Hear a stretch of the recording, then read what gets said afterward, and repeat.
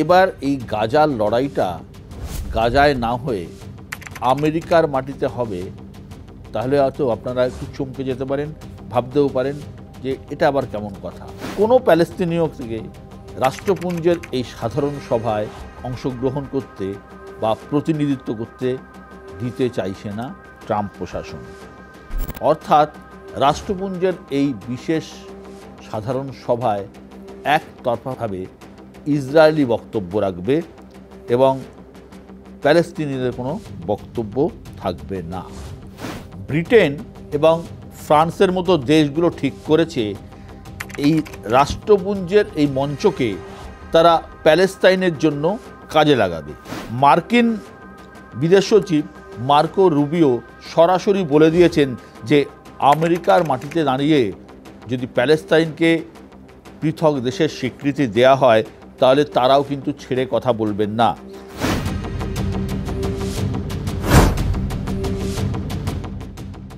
এতদিন ধরে আমাদের প্রত্যেকের জানা হয়ে গিয়েছে যে ইসরায়েলি সেনা গাজা স্ট্রিপের প্রায় অর্ধেকটাই দখল করে ফেলেছে। বাকি যেটুকু এলাকা আছে সেখানে রোজ বোমা ফেলছে,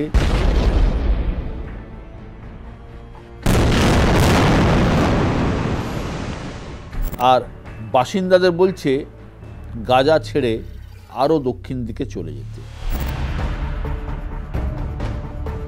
এখন যদি আমি আপনাদের বলি এবার এই গাজার লড়াইটা গাজায় না হয়ে আমেরিকার মাটিতে হবে, তাহলে হয়তো আপনারা একটু চমকে যেতে পারেন, ভাবতেও পারেন যে এটা আবার কেমন কথা।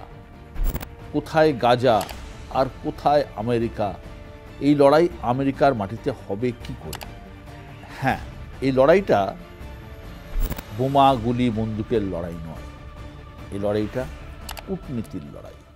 9 সেপ্টেম্বর থেকে আমেরিকায় বসেছে রাষ্ট্রপুঞ্জের অধিবেশন এবং এই অধিবেশনে ভাষণ দেবেন আমেরিকান প্রেসিডেন্ট ডোনাল্ড ট্রাম্প, খুব সম্ভবত 22 তারিখ।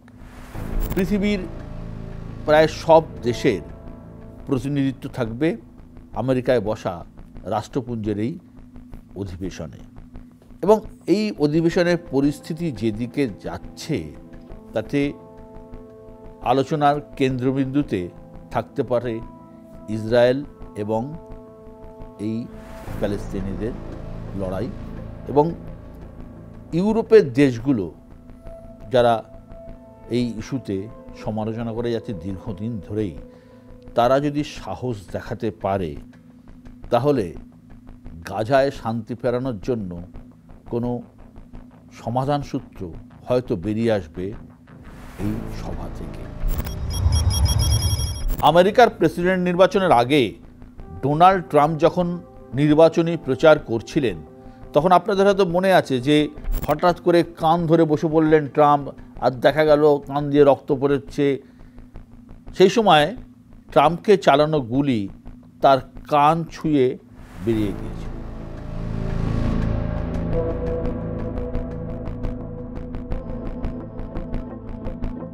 সেই সময় গোটা পৃথিবীর রাষ্ট্রনেতারা তাকে সমবেদনা জানিয়েছিলেন, গেট ওয়েল সুন বলেছিলেন এবং ট্রাম্পের পাশে দাঁড়িয়েছিলেন।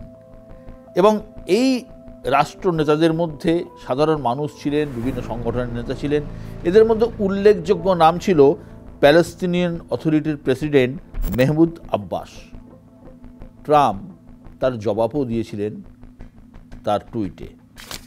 গত আগস্টে ট্রাম্প প্রশাসন এই আব্বাস এবং অন্যান্য প্যালেস্তিনীয় আধিকারিকদের ভিসা, মার্কিন ভিসা ব্লক করে দিয়েছেন।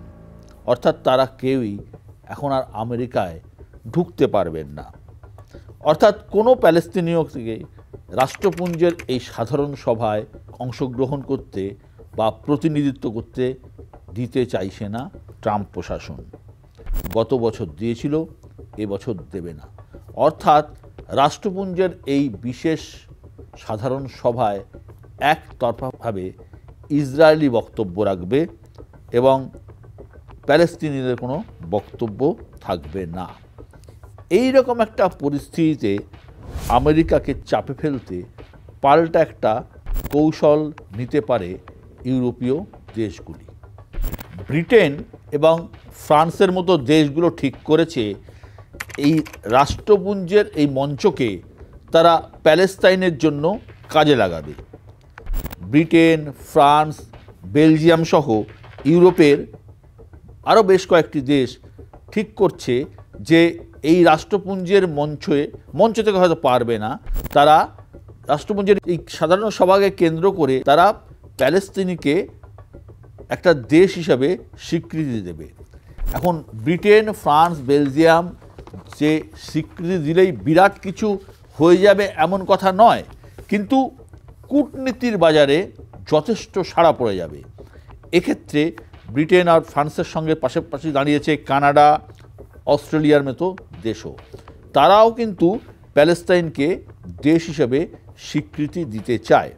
যেটা বলছিলাম যে হয়তো রাষ্ট্রপুঞ্জের সাধারণ সভায় এটা করা সম্ভব নয়, তার কারণ সেরকম কোনো নিয়মকানুন এখানে নেই এরকম, কিন্তু এই সাধারণ সভাকে কেন্দ্র করে সারা পৃথিবীর রাষ্ট্রনেতারা যখন উপস্থিত থাকবেন সেখানে, তখন কোনো পার্শ্ব সম্মেলন করে বা পাশে কোনো বৈঠক করে এই ধরনের স্বীকৃতি কিন্তু তারা দিয়ে দিতে পারেন বলে এরকম একটা আলোচনা কিন্তু আন্তর্জাতিক রাজনীতির বাজারে চলছে।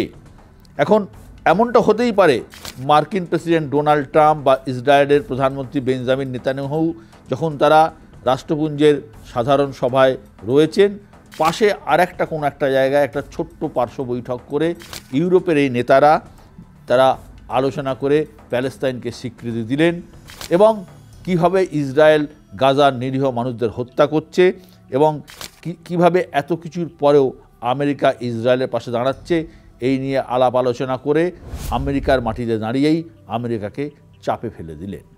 এই বিষয়ে ইউরোপের দেশগুলো চাইছে, যেমন তারা অস্ট্রেলিয়া বা কানাডাকে তারা পাশে পেয়েছে, তারা চাইছে আরব দুনিয়ার দেশগুলোকেও নিজেদের পাশে পেতে।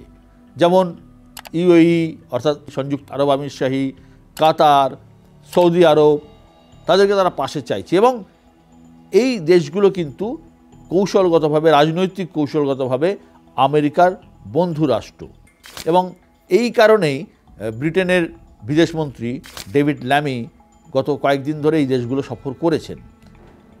পাশাপাশি প্যালেস্তিনীয় অথরিটির প্রধান মেহমুদ আব্বাসেরও লন্ডন যাওয়ার কথা আছে ব্রিটিশ সরকারের সঙ্গে আলাপ আলোচনা করতে। উল্টো দিকে শিবিরে যখন এত রাজনৈতিক তৎপরতা, তখন আমেরিকা চুপ করে বসে থাকবে এরকম ভাবার কোনো কারণ নেই। মার্কিন বিদেশ সচিব মার্কো রুবিও সরাসরি বলে দিয়েছেন যে আমেরিকার মাটিতে দাঁড়িয়ে যদি প্যালেস্তাইনকে পৃথক দেশের স্বীকৃতি দেয়া হয় তাহলে তারাও কিন্তু ছেড়ে কথা বলবেন না। গাজা সিটির যে এলাকাগুলো এখনও পর্যন্ত ইসরায়েল দখল করেছে, ইসরায়েলের দখলে আছে, সেগুলো ইসরায়েলের জমি বলে ঘোষণা করে দেবে আমেরিকা। অর্থাৎ ট্রাম্প প্রশাসনের বক্তব্য অত্যন্ত পরিষ্কার, প্যালেস্তাইনের দিকের কোনো যুক্তি, কোনো কথা তারা শুনতে রাজি নন। উল্টো দিকে ইউরোপের দেশগুলো জানিয়ে দিয়েছে একটাই শর্তে তারা পিছু হটবে, যদি এই গাজার এই যুদ্ধ বন্ধ করা যায় এবং শান্তি ফেরানোর কোনো উদ্যোগ আমেরিকা নেয়, তবেই তারা পিছু হটতে পারে। এবং আমেরিকা এখন কি চায় তা আমেরিকা বললেও ইসরায়েল থামবে কিনা সেটা কিন্তু বলা এক্ষুনি মুশকিল, কারণ বেঞ্জামিন নেতানিয়াহু ঘোষণাই করে দিয়েছেন যে ইসরায়েল এবার গোটা গাজা সিটির দখল নেবে এবং তারপরেই তাদের থামার কথা, তারপরেই তারা থামবে। এই কঠিন চ্যালেঞ্জের মুখে মার্কিন প্রেসিডেন্ট ডোনাল্ড ট্রাম্প কি করেন সেটা কিন্তু বড় প্রশ্ন। এতক্ষণ আমরা কথা বললাম একদিকে আমেরিকা, অন্যদিকে ইউরোপের দেশগুলোর ভূমিকা নিয়ে। এর বাইরে আরও একটা সংগঠনের ভূমিকা সবথেকে গুরুত্বপূর্ণ, সেটা হলো রাষ্ট্রপুঞ্জ অর্থাৎ ইউনাইটেড নেশনস। দ্বিতীয় বিশ্বযুদ্ধের পর আন্তর্জাতিক শান্তি, নিরাপত্তা এবং মানবাধিকার সুনিশ্চিত রাখতে এই সংগঠনটি তৈরি করা হয়েছিল। বর্তমানে রাষ্ট্রপুঞ্জের সদস্য সংখ্যা 193 এবং হেড অফিস আমেরিকায়। একটা সময় ছিল যখন রাষ্ট্রপুঞ্জের এতটাই দাপট ছিল যে এর নির্দেশ অমান্য করার সাহস বা ক্ষমতা কারোর ছিল না। এমনকি আমেরিকাও সরাসরি বহু ক্ষেত্রে অপছন্দ হলেও অন্তত রাষ্ট্রপুঞ্জের কাজকর্মে সরাসরি নাক গলাতে পারত না। দুটো উদাহরণ দেব আপনাদের সামনে। লিবিয়ার শাসক মুয়াম্মার গাদ্দাফির নাম আপনারা নিশ্চয়ই ভুলে যাননি। লিবিয়ার এই স্বৈরতান্ত্রিক নেতার সঙ্গে আমেরিকার সম্পর্ক যে কীরম ছিল তা আপনাদের প্রত্যেকেরই জানা। তেলের খনির দখল নিয়ে দুদেশের মধ্যে শত্রুতা, ঝামেলা, শেষ পর্যন্ত গাদ্দাফির পতন হয়। এখানেও গাদ্দাফিও রাষ্ট্রপুঞ্জের সাধারণ সভায় ভাষণ দিয়েছিলেন, সেটা 2009 সালে। টানা 90 মিনিট ধরে তার ভাষণ হয়েছিল এবং সেই ভাষণে তিনি আমেরিকা সহ গোটা পশ্চিমী দুনিয়ার মুণ্ডুপাত করেছিলেন। গোটাটাই হয়েছিল আমেরিকার মাটিতে বসে, একদম নিউ ইয়র্ক শহরে। এখন সেই সময় আমেরিকার প্রেসিডেন্ট ছিলেন বারাক ওবামা। তো অনেকে দাবি জানালেও বারাক ওবামা গাদ্দাফির আমেরিকায় ঢোকা কিন্তু আটকাননি। রাষ্ট্রপুঞ্জে বলার অধিকার প্রত্যেকের রয়েছে। এতগুলো দেশের নেতা আছেন, তারা সবাই মিলে সিদ্ধান্ত নেবেন কে ঠিক কে বেঠিক। এটাই ছিল সেই সময়কার পলিসি। বক্তার নাম নিয়ে আমেরিকা আর রাষ্ট্রপুঞ্জের লড়াই আরও বড় হয়েছিল, সেটা হচ্ছে 1988 সালে। সেই সময় প্যালেস্তাইনের অত্যন্ত পপুলার এবং অবিসংবাদী নেতা ছিলেন ইয়াসের আরাফাত। তো ইয়াসের আরাফাতের রাষ্ট্রপুঞ্জে ভাষণ দেওয়ার কথা ছিল 88 সালে, কিন্তু আমেরিকা কিছুতেই তাকে আমেরিকার মাটিতে ঢুকতে দেবে না এবং রাষ্ট্রপুঞ্জে ভাষণ দিতে দেবে না। আমেরিকা ইয়াসের আরাফাতের ভিসা দেয়নি, কিন্তু মার্কিন চাপের কাছে সেই সময় কিন্তু নতি স্বীকার করেনি রাষ্ট্রপুঞ্জ বা ইউনাইটেড নেশনস। আরাফাতকে ভাষণ দেওয়ানোর জন্য যাতে দিতে পারে, সে কারণে তারা নিউ ইয়র্কের হেডকোয়ার্টার থেকে তারা রাষ্ট্রপুঞ্জের অধিবেশন সরিয়ে নিয়ে চলে গিয়েছিল সুইজারল্যান্ডের জেনিভায়। এখন দেখার বিষয় ইউরোপ কতটা সাহস দেখাতে পারে। এমনিতে শুল্ক নিয়ে বিতর্কের জেরে ঘরে বাইরে ডোনাল্ড ট্রাম্প বেশ কিছুটা চাপে। চীন দাপট দেখাচ্ছে, রাশিয়া এবং ভারত তার হাতছাড়া হয়ে গেছে, এ নিয়ে ট্রাম্প প্রকাশ্যেই হাহুতাশ করছেন। এই রকম একটা পরিস্থিতির মধ্যে চাপ দিয়ে ইউরোপ গাজার লড়াই থামাতে পারে কিনা বা ট্রাম্পকে দিয়ে শান্তি প্রতিষ্ঠা করতে পারে কি না, সেটা কিন্তু একটা দেখার বিষয়। একই সঙ্গে ঘরে বাইরে চাপে থাকা ট্রাম্প, নোবেল শান্তি পুরস্কারের আশায় ছুটে বেড়ানো ট্রাম্প, ইউরোপের চাপের কাছে কতটা প্রেশার ট্যাকটিক্সে কতটা এগিয়ে খেলতে পারেন সেরকম ট্রাম্প, এই গাজার লড়াই থামাতে পারেন কিনা সেটা কিন্তু তারও অগ্নি পরীক্ষা। সব মিলিয়ে আমেরিকার মাটি কিন্তু এই মুহূর্তে সত্যি যে গাজা নিয়ে একটা দ্বিতীয় যুদ্ধস্থল হতে যাচ্ছে, এ নিয়ে সন্দেহ নেই।